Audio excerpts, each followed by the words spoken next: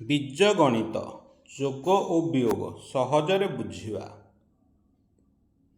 +3 +2 equal +5 -3 -2 equal -5 +3y +2y equal +5y -3y -2y -5y।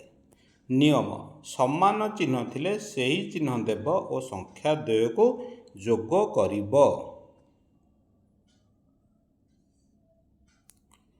+2 -2 equal +3 -5 +2 equal -3 +5y -2y equal 3y -5y +2y equal -3y। एथु कौन शिखिले नियम एठु कौन मिलला विपरीत चिन्ह थिले विपरीत चिन्ह अर्थात प्लस माइनस आगे थाउ कि पछरे थाउ विपरीत चिन्ह थिले बड़ संख्या जोटा बड़ संख्यार चिन्ह देवा आंसर रे बड़ संख्यार चिन्ह देवा बड़रू सान को वियोग करवा। यही दुईटी नियम रे समस्त प्लस माइनस समस्यार समाधान हो।